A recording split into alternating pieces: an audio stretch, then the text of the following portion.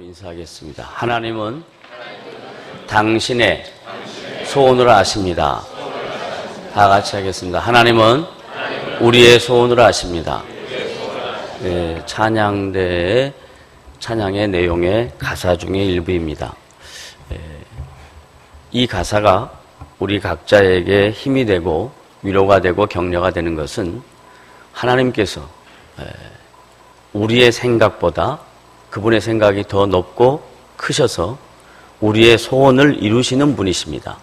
빌립보서 2장 13절에 가면 너희 안에 소원을 두고 행하시나니 라고 기록된 그 말씀은 하나님께서 우리를 구원해 내실 때 그저 예수 믿고 하나님의 자녀 되고 그리고 천국 가는 것으로 끝내지 않고 우리의 일생을 통해서 하나님이 여러분들에게 소원을 두고 하나님의 뜻을 이루어가고 계신다는 것을 믿으실 때 여러분 각자의 인생 속에 하나님께서 내 삶 속에 이렇게 놀라운 일을 이루고 계시는구나 하는 것을 믿게 됩니다. 다 같이 한번 큰 소리로 따라합니다. 하나님은 내 안에 소원을 두시고 당신의 뜻을 이루어 가십니다.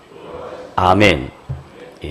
오늘은 야고보서 4장 말씀 함께 생각하는데 사도 야고보가 초대교회 성도들에게 그리고 초대교회 교회들에게 뿐만 아니라 신앙생활하는 우리 모두에게 그리고 이 땅에 있는 모든 교회에게 보낸 권면의 메시지입니다. 이제는 개인의 신앙의 권면을 넘어서 교회 공동체 그리고 신앙인들이 함께 이루어가는 이 세상 속에서의 신자의 삶에 대한 권면을 이어가고 있습니다.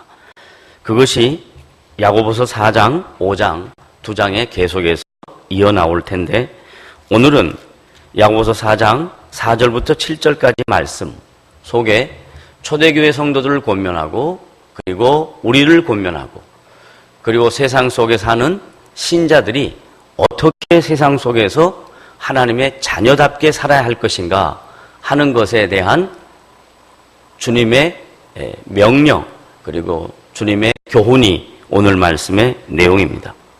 여기 4장 4절 말씀 보면 가늠한 여인들아 라고 얘기합니다. 그러면 남성들은 이 말씀에서 제외되어 있는가? 왜? 여인이 아니니까.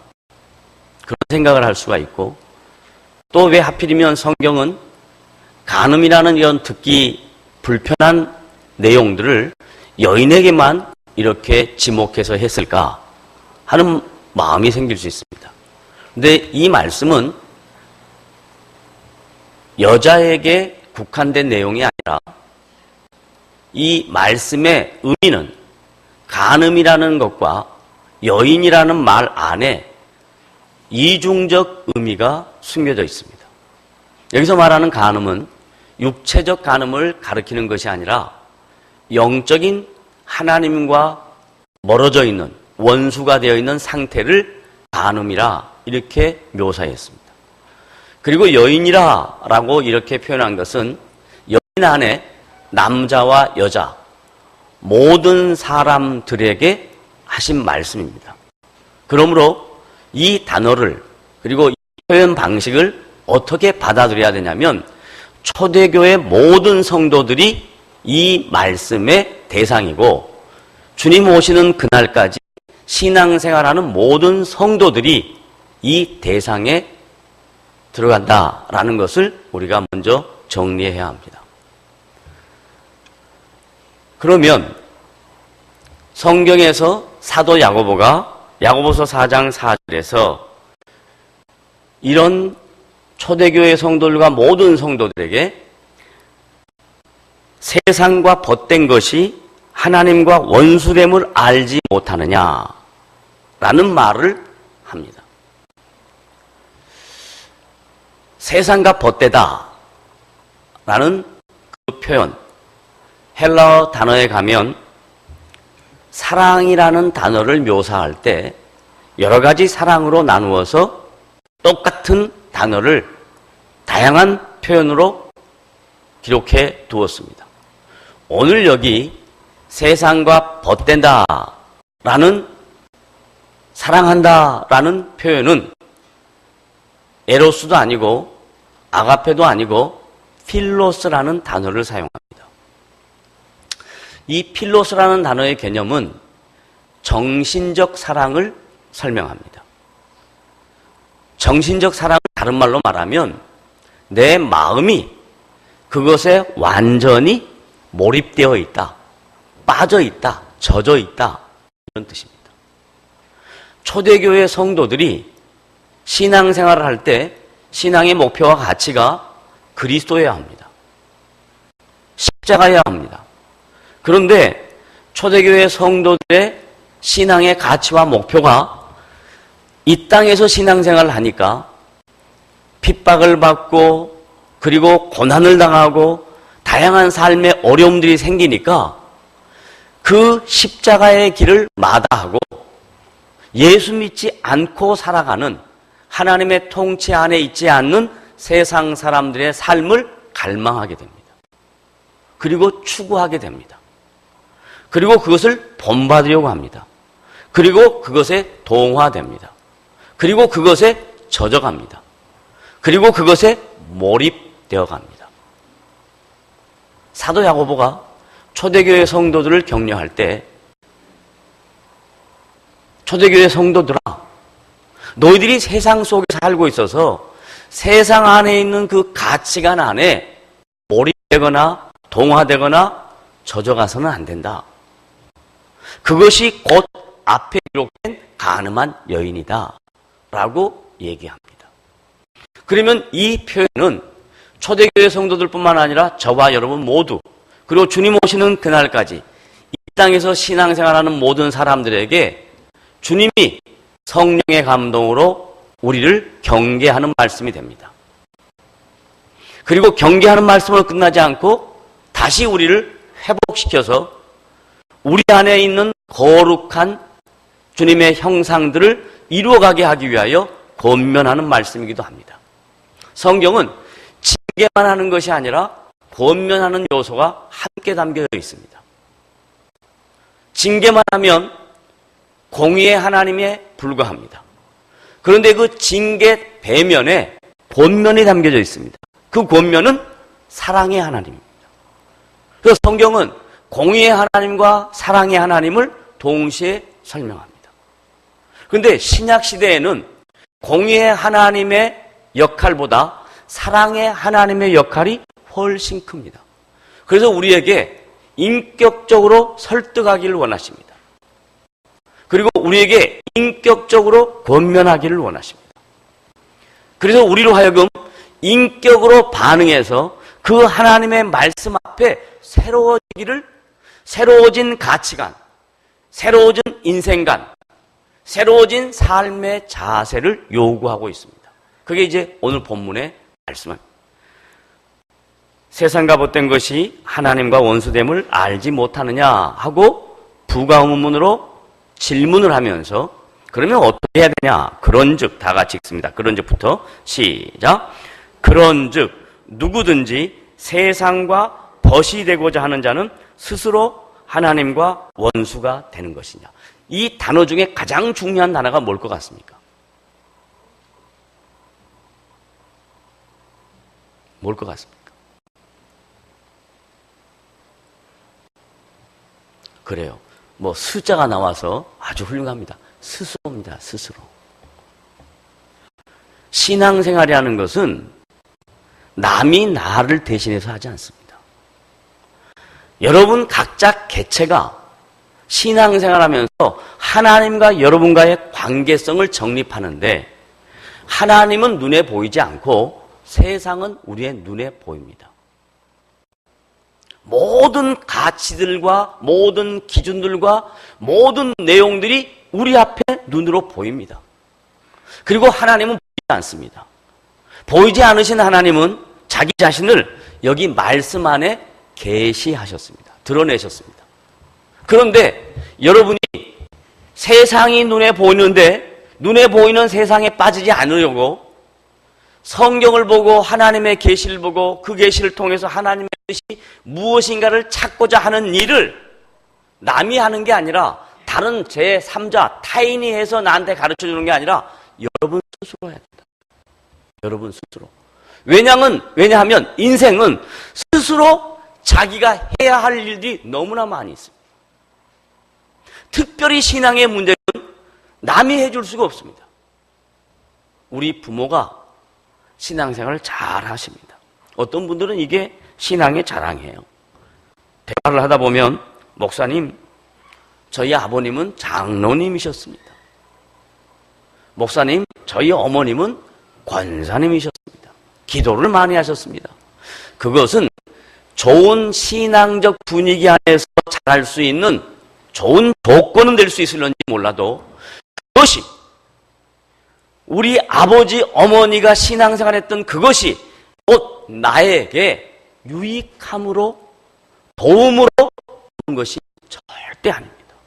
왜냐하면 여러분 한 개인이 세상 속에서 하나님의 백성으로 내가 어떻게 살아야 할 것인가를 순간순간 삶의 모든 여정 속에서 여러분이 결정하고 판단하고 행동해야 합니다. 그래서 오늘 이 말씀을 통해서 여러분 스스로가 하나님 앞에서 내가 어떻게 해야 할 것인가 하는 질문과 그리고 그 질문에 대한 고민과 고민으로 인한 갈등과 갈등으로 인한 결단을 여러분 스스로 내셔야 합니다. 그러면 세상은 무엇이라고 이야기하냐? 하나님과 원수된 것이라 얘기합니다.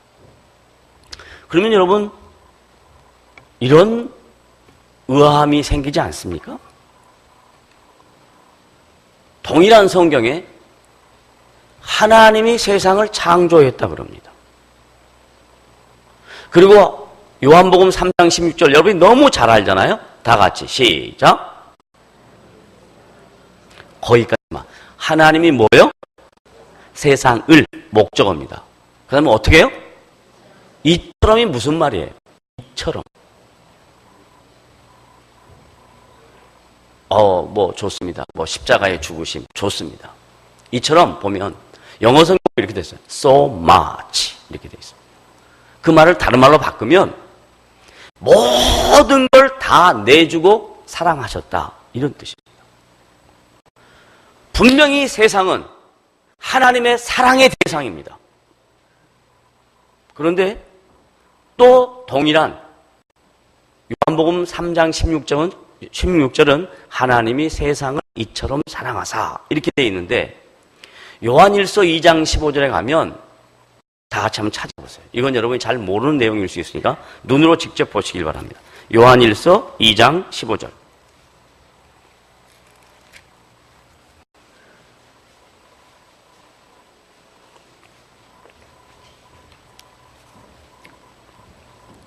다 같이 함께 읽겠습니다. 시작. 이 세상이나 세상에 있는 것들을 사랑하지 말라. 누구든지 세상을 사랑하면 아버지의 사랑이 그 안에 있지 아니하니. 조금만 보고 난 다음에 정리합시다. 이 세상이나 세상에 있는 것들을 뭐 하지 말라? 사랑하지 말라. 똑같은 저자입니다. 사도 요한이 요한복음을 기록했고 요한 1, 2, 3서를 기록했고 요한계시록을 기록했습니다. 그런데 요한복음에서는 하나님이 세상을 어떻게? 이처럼 뭐요? 사랑하사. 동일한 저자인 사도 요한이 요한일서 2장 15절에서는 뭐라 그랬어요? 이 세상이나 세상에 있는 것들을 뭐 하지 말라? 사랑하지 말라. 이게 이율배반적이잖아요. 똑같은 세상인데 다른 말을 하잖아요. 한쪽에서는 하나님이 세상을 이처럼 사랑하사 이렇게 표현하고 또 한쪽에서는 동일한 저자가 이 세상이나 세상에 있는 것들을 뭐 하지 말라? 사랑하지 말라. 그러면 이해가 안 되는 거예요. 다른 것도 목사님 인생 살아가는데 골치 아픈데 자꾸 골치 아프게 하지 마세요. 이런 사람도 있을 거예요. 그런데 이런 정리를 정확하게 해놓지 않으면 여러분들의 신앙이 마치 뭐가 같냐면 갈대와 같습니다. 감정적으로 좋을 때는 상황이 좋을 때는 고조되어 있습니다. 그런데 감정이 다운되고 상황이 어려운 일이 생기면 여러분의 신앙이 역시 다운될 수 있습니다. 그러면 신앙이라는 건 감정과 상황이 바뀌는 겁니까? 그러지 않습니다.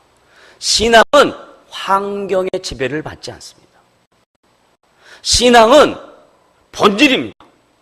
그러면 이 본질을 정확하게 이해하려면 성경에서 말하는 내용의 의미가 무엇인가를 좀 머리가 아프고 골치가 아프고 생각하는데 힘이 들어도 분별해야 될 줄 압니다. 자, 먼저 하나님이 세상을 이처럼 사랑하사 할 때 세상은 뭐냐? 하나님이 창조하신 모든 것들입니다. 하나님께서 세상을 창조하실 때 그 창조 기사를 보면 뭐라고 이야기하냐면 첫째 날 창조하시고 마지막에 뭐라 그랬어요? 보기에 좋았더라. 그 다음에 뭐예요? 또 보기에 좋았더라. 또 보기에 좋았더라. 또 보기에 좋았더라. 심히 좋았더라고 마지막 결론을 냅니다. 다른 말로 말하면 하나님이 이 세상을 창조할 때 창조하신 목적이 있다. 그리고 그 목적은 매우 가치 있고 의미 있는 것이다. 그게 하나님이 세상을 이처럼 사랑하사 한 말의 내용입니다. 그런데 하나님께서 이 세상을 창조하실 때 보기에 심히 좋았던 그 하나님의 형상으로 지음받은 대상이 모든 피조물을 다스리고 정복하고 충만하고 지배하고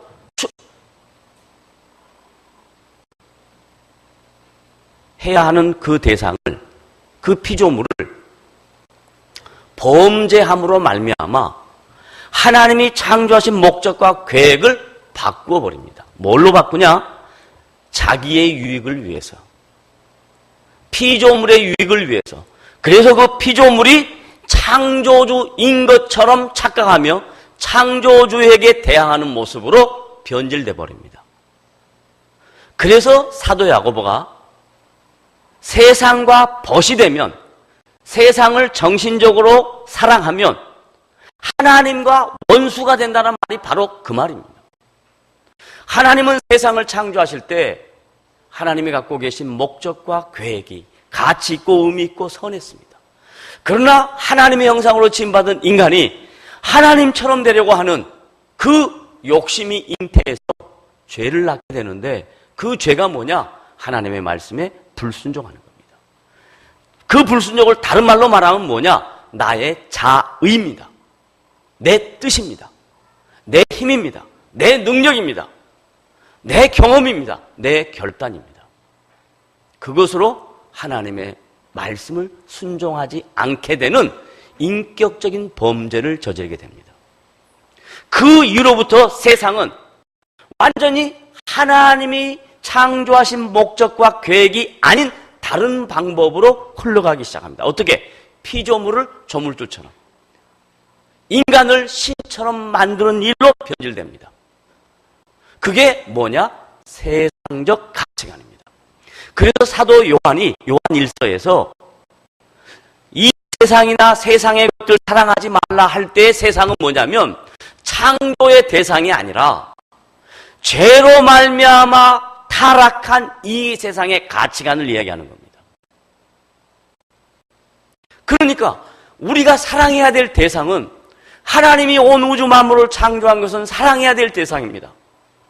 그러나 죄로 말미암아 타락한 이 세상의 가치관, 이 세상이 추구하는 바, 이건 사랑해서는 안 된다 이 말입니다.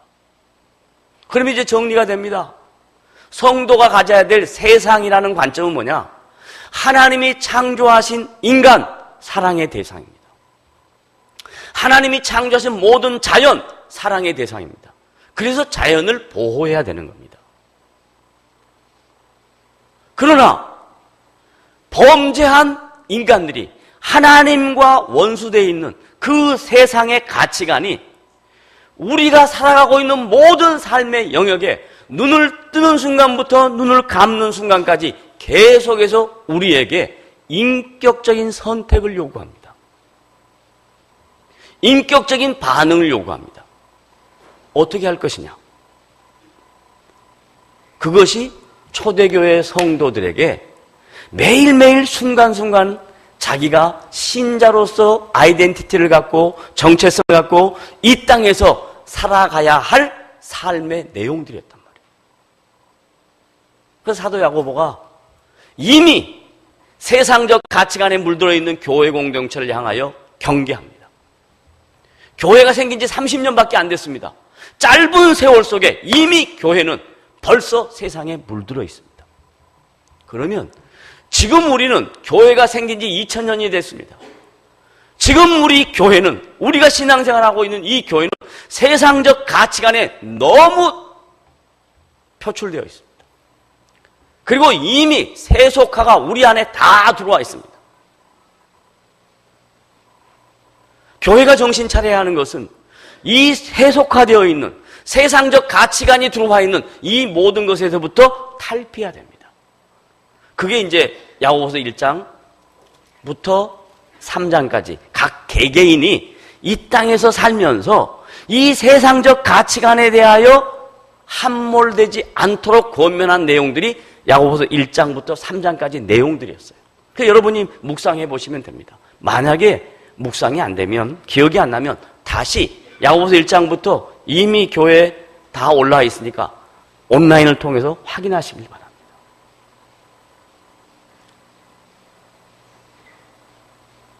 그러면 이제 오늘 본문 말씀을 통해서 우리가 깊이 있게 다시 한번 돌아보고, 그리고 하나님께로 우리의 마음의 자세를 인격적 반응으로 바꾸어서 우리가 추구해야 될 이 세상에서의 신자의 삶의 자세는 뭐냐 하는 것에 대한 답이 오늘 말씀의 이제 결론 부분이 되겠습니다.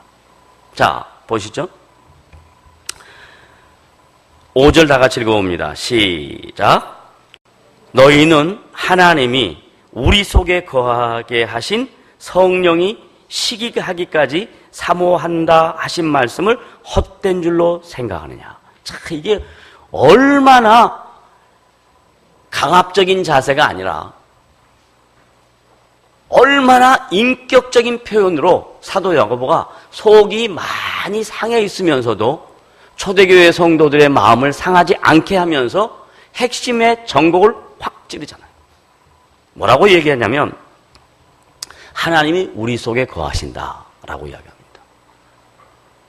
하나님이 내 안에 거하신다라는 이 표현을 다른 말로 말하면 성령의 내주하심이다라고 이야기합니다. 지금은 우리가 신학적으로 이런 부분들이 정리가 되어서 이 말이 그냥 이해가 되고 또 받아들일 수 있지만 초대교회 성도들 마음속에는 이 말이 잘 이해가 안 됩니다. 왜냐하면 하나님 하면 멀리 계신 분, 하나님 하면 우리와 완전히 다른 존재라고 생각하는데 하나님이 우리 속에, 내 속에 거하신다 라고 얘기한다. 이건 매우 센세이션한 것입니다. 초대교회 성도들이 들을 때는 이건 놀라운 일입니다. 하나님이 내 안에 있다는 것. 근데 지금 우리는 이 말을 들을 때 너무나 많이 들었기 때문에 마찬가지로 우리들은 인식하지 못합니다. 하나님이 내 속에 거하신다. 성령님 내 안에 거하신다. 인식하지 못합니다. 이건 둘 다 똑같습니다. 그러나 분명하게 확인해야 될 것은 하나님은 살아계시고 살아계신 그 하나님은 여러분 안에 거하신다는 것을 믿으셔야 합니다. 제가 다시 한번 여러분 각자에게 질문합니다. 하나님은 여러분의 심령 속에 인격적으로 살아계신 분으로 믿으십니까? 예. 그렇다면 하나님이 우리 안에 인격적으로 살아계신 분이에요. 거하십니다. 이 거한다라는 표현은 기분 좋을 때는 있고 기분 나쁠 때는 나가고 그런 거 아닙니다. 여기서 거한다라는 표현은 한 번 들어오면 절대로 나가지 않는다라는 것입니다. 그런데 들어오신 그분이 어떻게 역할하는가 하는 건 다릅니다. 내가 성령의 통치를 받을 때는 그분이 즉각적으로 그리고 그분이 기쁜 마음으로 우리의 삶 속에서 일하실 수 있습니다. 그러나 우리가 나의 자아와 나의 생각과 내 인생의 방법대로 자꾸 살아가려고 하면 성령께서 그때는 마치 뭐처럼 하고 있냐면 잠자는 것처럼 하고 있습니다. 가만히 계십니다. 가만히 계신다고 안 계신 건가요? 계신 거죠. 가만히 계십니다. 그러니까 가만히 계신 성령을 깨우자, 이렇게 해서 성령의 뭐 은사들을 하자, 이게 아니라 가만히 계신 분을 깨울 수 있는 유일한 방법은 북치고 장구치고 하는 게 아니라 내가 말씀 앞에 귀를 기울이는 겁니다. 말씀이 성령이거든요. 말씀에 귀를 기울이면 그때 다시 성령께서 내 인격 속에서 나를 소생시킵니다. 그래서 나로 하여금 판단하게 하십니다. 나로 하여금 선택하게 하십니다. 나로 하여금 결정하게 하십니다. 그래서 하나님은 우리에게 인격적으로 자꾸 요구하시는 겁니다. 우리 안에 거하신 그 성령이 이제 어떻게까지 하냐면 그 다음 말씀 보시죠. 이게 인격적인 표현입니다. 성령이 다 같이 시작. 시기하기까지 뭐 한다? 사모한다. 시기가 중요할까요? 사모하는 게 중요할까요? 사모한 게 중요한 거예요. 성령이 우리를 너무 사랑하니까 우리가 이 세상에 벗된 것을 보고 견딜 수가 없다라는 겁니다. 세상의 가치관에 빠져 있는 것을 보고 견딜 수가 없다는 겁니다. 그래서 성령이 사모하는 마음으로, 사랑하는 마음으로 로마서 8장에서는 탄식하면서 그분이 우리를 위하여 눈물을 흘리면서 우리가 그분 앞에 돌아오기를 기뻐하시는 것이 성령이 시기하기까지 사모한다는 표현입니다. 저와 여러분은 센 사람이 아닙니다. 저와 여러분은 강한 사람이 절대 아닙니다. 세상적 가치와 기준이 밀려오면 금방 넘어지기 쉽습니다. 금방 실패할 수 있습니다. 돌아서면 또 실패할 수 있습니다. 그러나 실패하는 우리를 그냥 버리지 아니하시고 반복해서 실패하는 우리를 성령은 찾아오셔서 내가 너를 사랑한다. 내가 너를 떠나지 않는다. 내가 너에게 다시 한번 기회를 준다. 내가 너가 인격적으로 반응할 때까지 내가 기다린다. 라고 성령은 우리에게 말씀하십니다. 그 성령이 우리에게 찾아오시면 우리가 이제 반응을 하게 되는데 어떻게 반응하는지 사도 야고보가 그 말씀을 이렇게 묘사합니다. 6절 다 같이 읽습니다. 시작. 그러나 더욱 큰 은혜를 주시나니 그러므로 일러스되 하나님이 교만한 자를 물리치시고 겸손한 자에게 은혜를 주신다 하였느니라. 이게 답입니다. 하나님은 누구를 싫어한다고요? 교만한 자를 싫어한다. 하나님은 누구를 좋아한다고요? 그러면 우리의 교만과 겸손의 기준은 뭐냐면 그 사람의 언행 심사를 보고 겸손과 교만을 평가합니다. 다 틀린 건 아니지만 다 맞지 않습니다. 왜냐하면 사람에게는 가식이라는 게 있습니다. 사람에게는 자기를 가장할 수 있는 기가 막힌 실력이 우리 안에 있습니다. 그래서 언행 심사 갖고 그 사람을 겸손하다라고 말할 수 없습니다. 예를 들면 참 예절 바르게 인사를 잘하는 사람이 있다고 합시다. 그럼 우리는 그 사람의 행동 양태를 보고 쉽게 뭐라고 얘기하냐면 참 저 사람은 겸손한 사람인 것 같아 그럽니다. 그런데 겉으로는 인사하면서 속 안에는 전혀 인격적으로 상대방을 대우하지 않을 수 있습니다. 그게 다른 사람이 아니고 접니다. 저.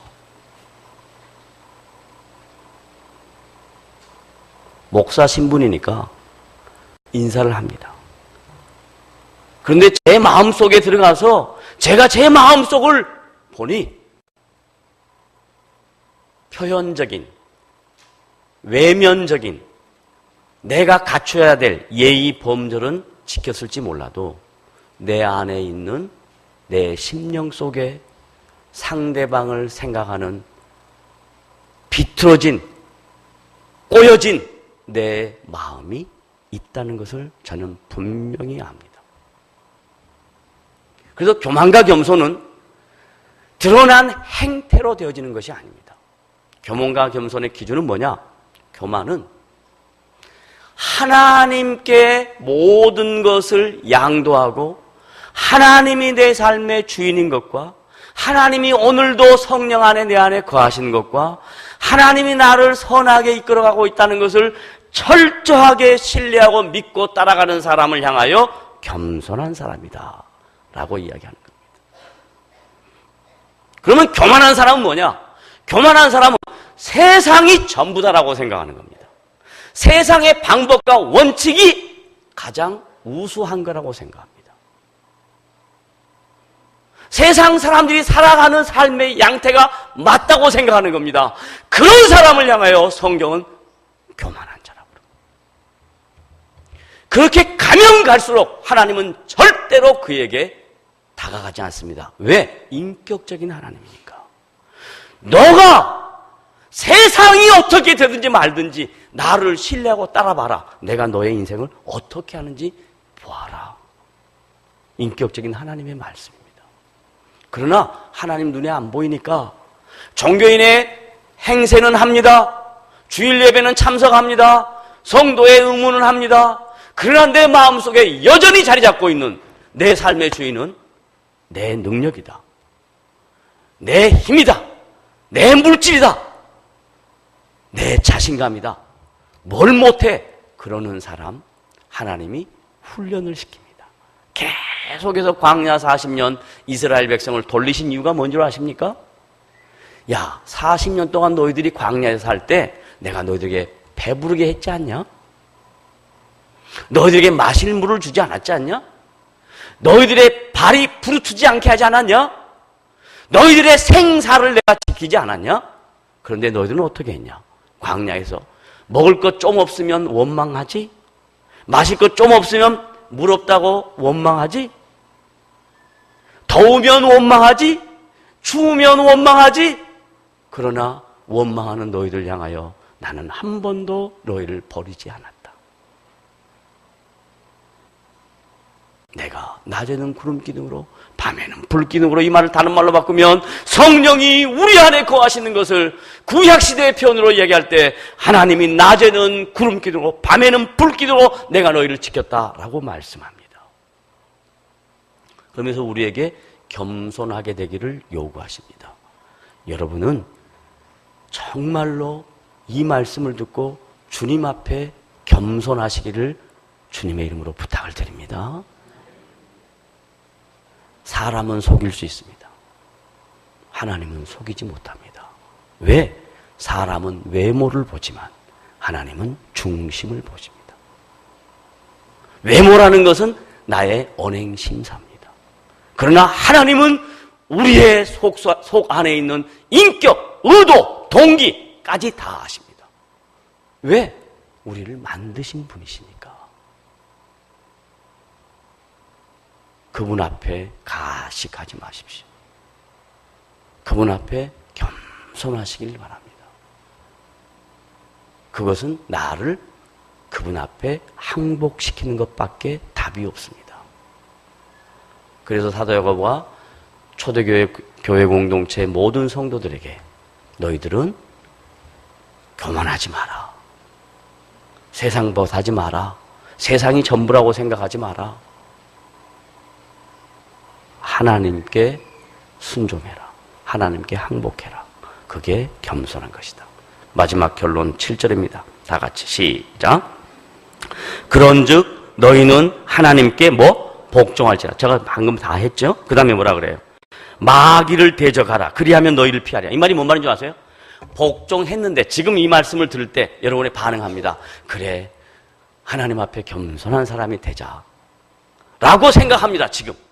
그런데 예배를 딱 마치고 문 열고 딱 나가서 내가 만나는 사람, 내가 하는 말 다시 한번 잠깐 돌아보면 금방 마귀한테 넘어간다 이 말입니다.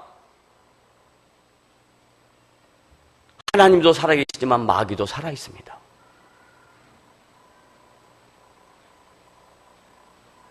살아있어서 우리를 계속해서 우는 사자와 같이 삼키려고 합니다. 여기서 삼킨다는 말은 우리를 삼켜서 씹어서 없앤다 이 말이 아니라 삼키려고 하는 그런 모습으로, 무서운 모습으로 질풍노도와 같이 지금 올라오고 있는 마지막 태풍이 될지 모르지만 삼바와 같은 그 태풍이 올라오는 것처럼 우리의 심령 속에 마귀가 옵니다. 여러분 보세요. 태풍이 오기 전에 어떻습니까? 고요하죠. 성령이 우리 안에 있을 때 표현이 뭡니까? 우리가 평안합니다. 근데 평안으로 끝나지 않거든요. 조금 지나면 금방 우리 안에 질풍노도와 같은 태풍이 몰아치고 마귀의 괴계가 우리 안에 몰아칩니다. 그런데 그게요, 눈에 드러나지 않아요. 하나님도 영이시고 마귀 사탄도 영입니다.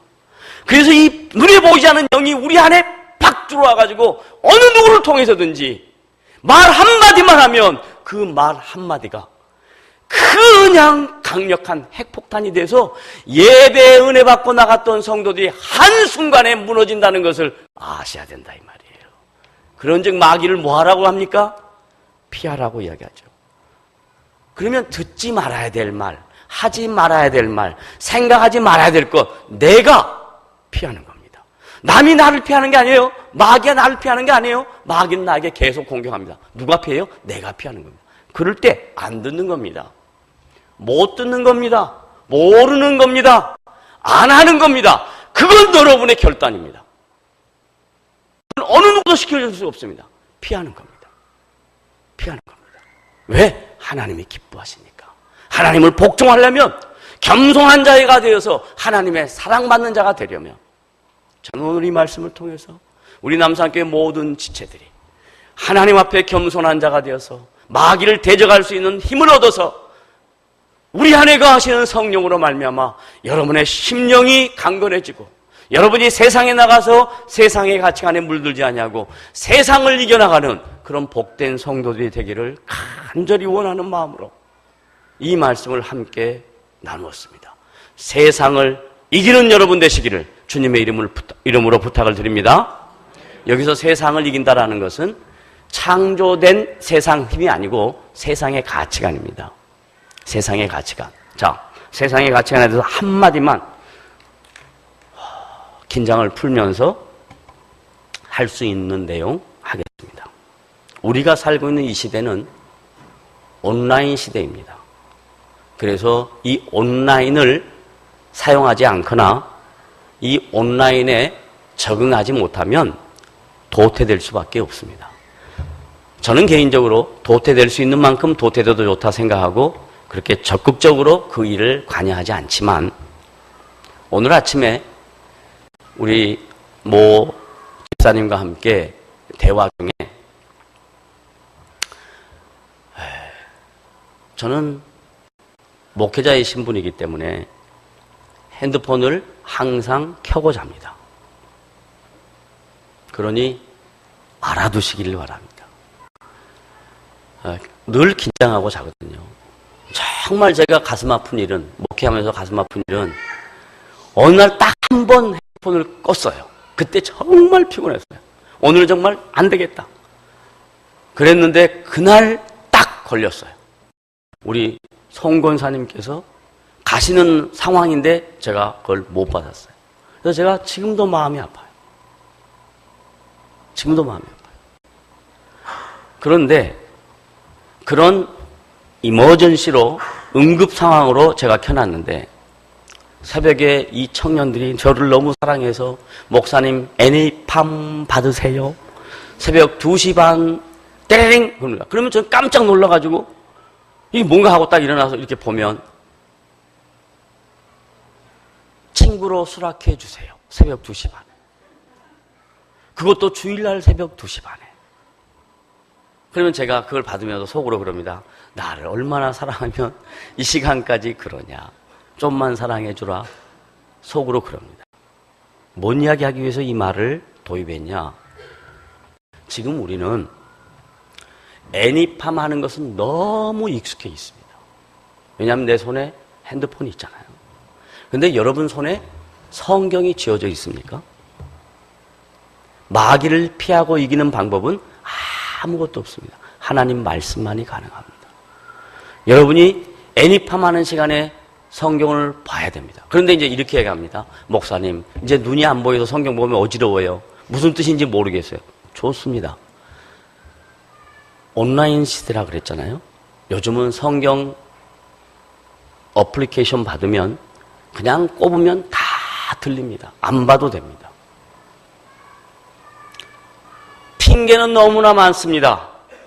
빠져나갈 길은 너무나 많습니다. 그런데 핑계와 빠져나갈 길을 찾지 마시고 내가 마귀에게 이길 수 있는 유일한 비결을 배우는 것을 해보십시오. 그건 하기 싫거든요. 본질적으로. 얼마 전이 아니라 과거에 저 참 친한 친구 중에 하나가 목사님인데 당연히 뭐 목사 친구 목사이기도 하겠지만 이 친구가 30대에 정말 진솔한 얘기를 했어요. 설교 중에. 여러분, 제가 영화관하고 성경 보는 일이 있다면 무엇을 선택할 것 같습니까? 그러니까 성도들이 전부 다 뭐라고 이야기했어요? 성경이요. 그러니까 이 친구가 아닌데요. 저는 영화관 가는 게 더 좋은데요. 그러더라고요. 그럴 수 있습니다. 충분히 그럴 수 있습니다. 충분히 그럴 수 있습니다. 하나님을 가깝게 하고 싶은 것이 쉬운 일이 아닙니다. 다음 주 그 말씀 나옵니다만은 하나님을 가깝게 해보려고 하는 자의적 노력이 있을 때 내가 겸손해집니다. 왜냐하면 말씀 앞에 겸손해지지 아무리 누가 이야기를 해도 겸손해지지 않습니다. 말씀 앞에 서면 하나님이 크게 보입니다. 근데 말씀 앞에 안 서고 사람 앞에 서면 사람이 크게 보입니다. 애니팡이 내 삶의 전부가 된다 이 말이에요. 그거 하지 말란 말도 아니고 그것은 틀렸다라는 말도 아닙니다. 여러분에게 생각해 보라는 겁니다. 하나님 앞에 겸손한 자가 되기를 원하시는 분, 하나님과 가까워지지 않으면 절대로 겸손해질 수가 없습니다. 교회 오래 다니면 겸손해지겠지. 그건 가장이라니까요. 인사는 기가 막히게 잘하는 것 같은데 그 속 안에는 시기와 질투와 증오와 미움이 사로잡고 있는 게 우리 안에 나의 실체입니다. 더 이상 하나님 앞에 가장하는 모습으로 서지 마시고 나의 실체를 인정하십시오. 하나님 말씀 없으면 나는 언제든지 쓰러집니다. 주님 도와주십시오. 주님 말씀을 가깝게 하기를 원합니다. 이렇게 변화되는 남산교회 모든 성도 되시기를 주님의 이름으로 부탁을 드립니다. 기도하겠습니다. 하나님 아버지 감사합니다. 오늘도 말씀을 통해서 우리에게 권면하시고 그리고 우리에게 다시 한번 각인시키시고 그리고 우리를 회복시키셨습니다. 주님 귀한 말씀으로 주님 앞에서는 겸손한 자가 되도록 은혜를 더하여 주시옵소서. 예수님의 이름으로 감사하며 기도드리옵나이다. 아멘.